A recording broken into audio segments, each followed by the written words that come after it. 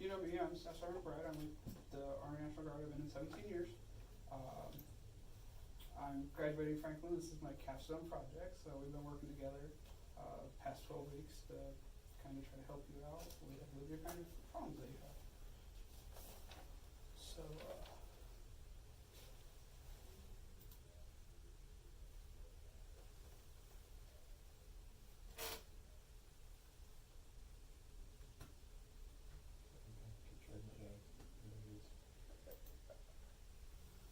so the areas of concern that we kind of came up with were training and leadership development.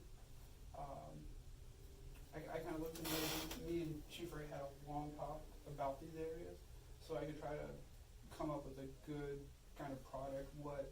And how I kind of approached it is what we do as an Army to try to give you recommendations of how you can do to help your force. Okay. Why do we train? I think this is a big question. And what Chief told me is that you guys do training. He goes, at the houses, I guarantee they do training all the time. But we can't see it because you guys don't document it. Or the way you document it doesn't roll up to the department at all. So, and that's kind of a break for me, especially liability-wise. But why do we train? We train to better prepare ourselves for safety reasons, to improve our skills, to protect each other. And in the police academy, we train to go home. That's the number one rule. At the end of the day, we want to go home. Okay.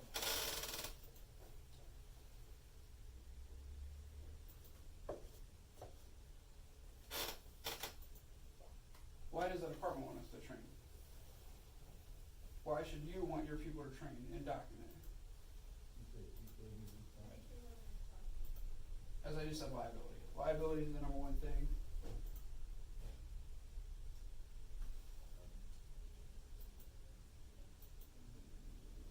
When you look at liability, liability is one of the biggest threats to most departments. Training and documentation of what you're training on can mitigate liability.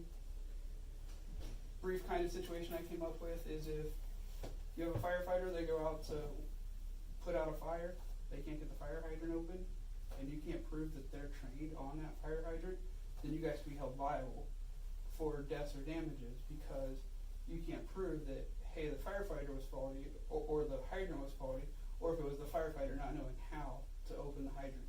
Which is on us. Yeah, which is on the department. And that's a big thing that we hit over and over and over again at the police academy. And situation we have, when we were deployed, we ran 2-man gun crews in Afghanistan. Both the driver and the gunner had to be qualified on whatever weapon system was in the vehicle. Because say there was a situation where my gunner couldn't operate his gun, I had to be able to jump up in there. Now, if I jump up in that weapon, and we have a .50 caliber machine gun on top of our weapon, and it's on me to lay down suppressive fire, if I don't know the capabilities of that, I could take out a whole village with that weapon instead of suppressing the enemy. So because the weapon, or instead of grabbing my M4, which is probably what I should use if it's just one armed combatant and there's a village behind it, I wouldn't know that just being the driver if I wasn't trained on that weapon system. So that puts the liability. And it also puts the liability on the firefighter as well, because he's personally liable for it as well. So because he's trying to do something that he's not capable of. Training requirements, in my opinion, should come from the top down. So the department should be telling the companies what they need to train on to protect themselves. So what I recommend is you guys do a risk assessment of what you feel is necessary every year for the department to train on. And you should put out a mandatory training schedule for them to follow. So, and to check off. And if you go to the red tab,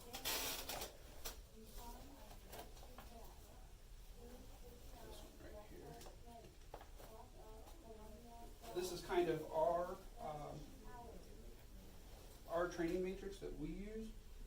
And if you go through here, it tells you when everything needs to be done, what month, it's quarterly, so every one of these has to happen quarterly, and so forth. And I kind of came up, if you turn the page, kind of came up with one for the department, just basically what I would see it looking like, just a couple things. As I said, fire hydrants, ladders, things. And maybe not everybody needs to train on it. So if you want, like a forcible entry team, like only 3 people per team, like not the whole team needs to be trained on that, but a couple people. Or like if you see over here, quarterly, we want everybody to train on first aid quarterly, so we make sure that everybody knows exactly what they're doing when they're going in it. And that way, then I made this kind of a toggle switch. You can go through and it's quick to the eye, so you can say, hey, Ladder Company 31 hasn't trained on ladders yet. Why haven't they? And you can pose that question to your battalion chief and say, hey chief, what's going on? Why have we gotten on this? When can we get on that? So that gives you a little bit more control of that training process. Okay. So just my kind of thoughts there. And then the next one, I kind of added this one when I was looking at it. If you go to the blue tab, this is how we conduct training as the Army. So I'm given a task to train on, and training doesn't have to happen from you. You don't have to tell them how to train. You just have to tell them what your requirements are. So you want them to train on fire hydrants. So that's their focus. That's what you want them. That's the intent, is to train on firefighters. It's up to the company to go out and make up their training. So, and I do this a lot with my soldiers, is I challenge the private that's coming back from basic training to put together a training, because he has the most current information, because he's just getting back. I have a lot of old information. I'm really experienced on stuff, but this guy has new stuff. So I'll challenge him to put together a training, and then we validate it. So they have to come to me. They have to give me the training before I let them give anybody else it. And then we go over, we talk about it. If you just want to flip through it real quick. What's metal, METL? Those are our training tasks. Okay. Yeah. So it's I have to look it up. It's okay. But yeah. So this is how they're going to do the training. Performance after they do the training, it's really important that you as their supervisor goes through and tells them what they did right or wrong. Also, the next page is AAR, an after action review. This page.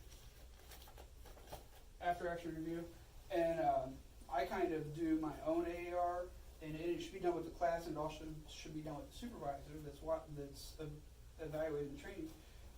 What happened, what went right, what went wrong, and what can we do better next time? So we're learning from the training that we do. How can we train better? Okay, so we have a slideshow presentation right now, but do I have handouts? Do I have examples? That type of thing. Okay. So that's kind of what I want. And then to track it, we provide this memorandum right here. So after every training, I type up a memorandum, and I say Joe Snuffy was trained on these 4 warrior tasks, and then I have their names, and then also I will provide a signature roster for those names that each soldier will sign. So it's not only me saying that they did it, it's the soldier as well saying that they went through that training. So, and they provide that to us, so that then our training NCO can go back and go to the training matrix and mark you green on the training matrix. That's really good. So that's kind of how we do that. Appreciate seeing all the documents. Yeah. So that's training. And then when we get into leadership evaluations, you guys do annual evaluations here in the department, but in my opinion, that they're not worth the paper they're printed on. Chief Wright walked me through a couple of your evaluations, and it's just a task that is given to the leaders for them to do. The couple that I saw, there's nothing developmental in them. There's, well, we're just gonna give a guy a rating, and if this guy's my friend, we're just gonna rate him good or however, and really that number doesn't mean anything at all. So you're not doing anything developmental to help improve that firefighter, to help bring them up at all. So it's just well, I show up to work on time, I do a good job, that type of thing. In my opinion, you should do evaluations as developmental. Yes, it is a number of how well they're doing, but it also should be where they're going as well as that developmental part. So I provided a copy of a developmental copy. This is just the blank copy right here. Okay. And then if you look at the next one, this is my copy I give to any soldier I get. This is their initial counseling for me, what's expected, the exact tasks that are expected of them. Basically, it's who, what, when, where, and why. I want you to show up to formation on time, I want you to be in the right uniform, and I want you to know where you're going to be.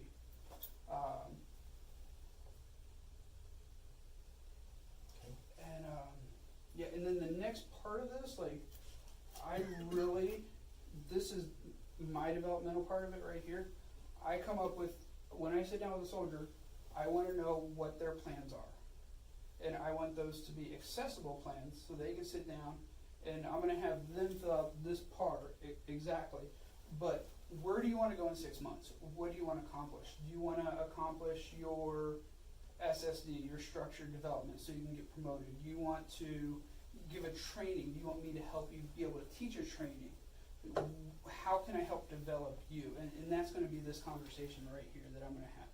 And then down here, my leader responsibilities, I'm going to give them my responsibilities to that soldier to come back to them and give them feedback and what they do and stuff like that. And then every quarter, I'm going to go back to this counseling, and I'm going to hold them accountable for the goals that we made together.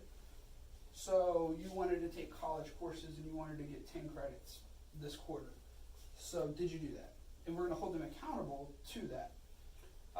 This one right here is my counseling for Kuwait from my S3, from my boss. And I just feel like it's a really good breakdown of, it's really wordy, but he has a lot in there. So if you guys want to kind of use that to build on. And I really like over here that in his leader responsibilities, it's all about development. Like, he's going to develop you, and this is really, in my opinion, your mentorship form. We use our developmental counselings as mentorship. It's my way of documenting that where we're going to go and how we're going to get you there, how I'm going to get you to be me in my position and to know everything that I know. Because if I get transferred out of this unit, I want you to be able to step into my slot. So the soldiers under us don't have any lag in their training or anything like that. The next tab is peer review. This is something we do in bigger units in the Army. Is every person in a leadership role has to evaluate somebody of the same rank as theirs. So this evaluation is kind of not partial. So it's not a leader counseling a subordinate. It's not a subordinate telling the leader what to do.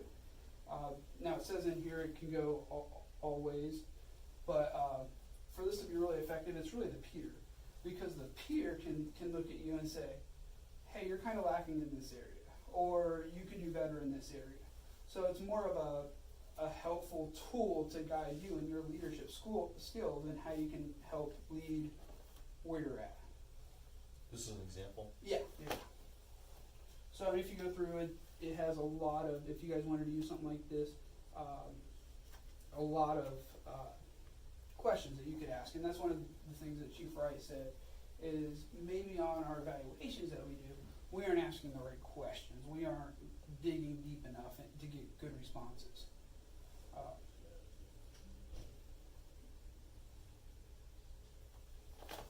Yeah, these are really good. And then the last thing that I have for you is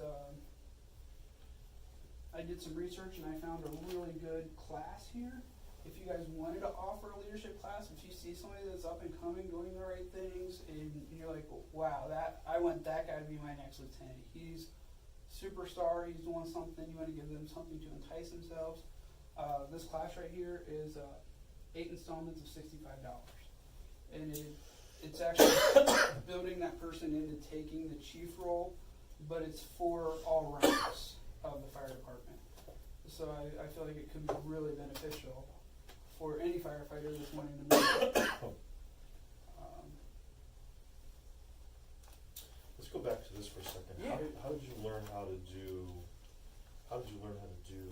this, and then how does the soldier know what all this stuff means? Because talk me through how leadership is formally developed in the U.S. military today.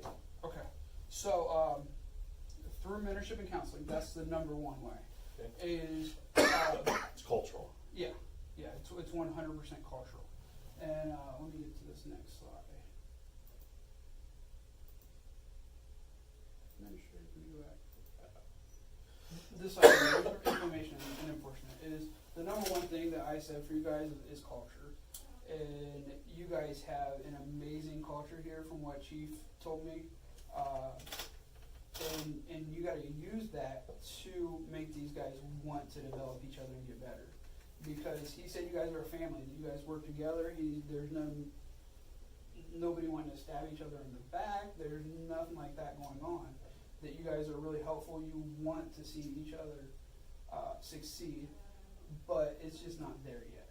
So, and I feel like you can really sell this by embracing it from the family culture side of it, that you want to help people, you want to help your people. And he explained to me that you guys did have a mentorship program, you guys want to bring that back to this new, these new recruits that you're getting in, the next level of recruits you're getting in. But that's, to me, when he said that, that's a failure for you guys, because it shouldn't be, we're only going to mentor recruits. It should go all the way down. The mentorship should come, you should be mentoring your assistant chief to take over your job. The assistant chief should be mentoring the deputy chief. It should be all the way down from the top. And as you said, that is a cultural thing, that, hey, you want to see this person get better.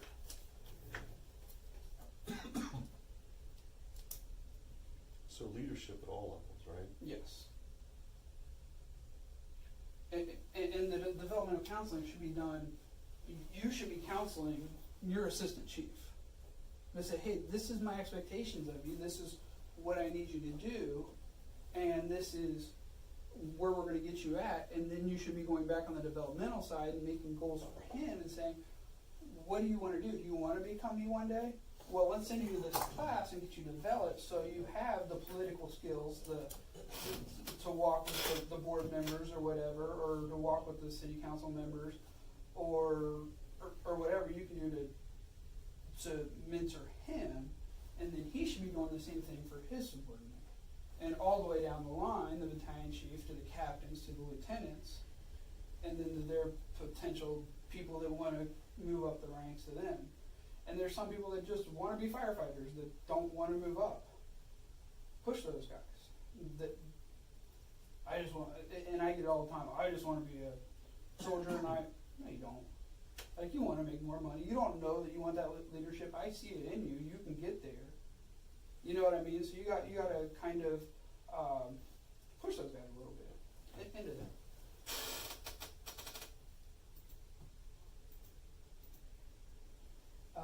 Administrative. Do you have any more questions here? I don't. Okay.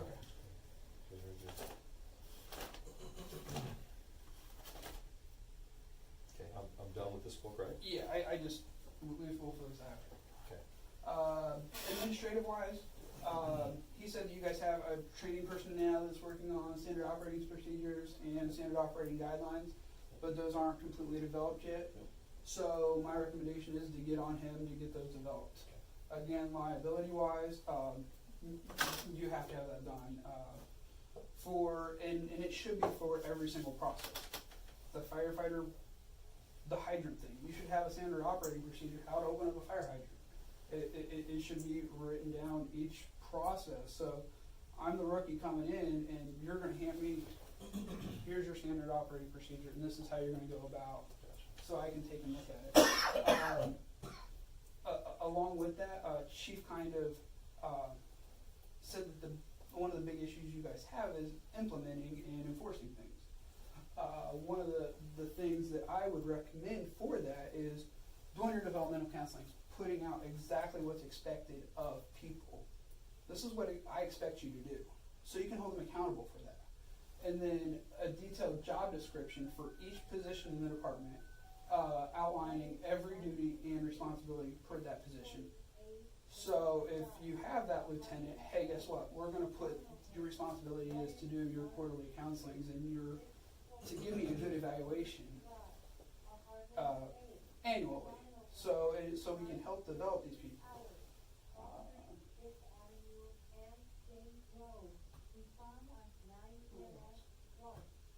Yeah, it's tough.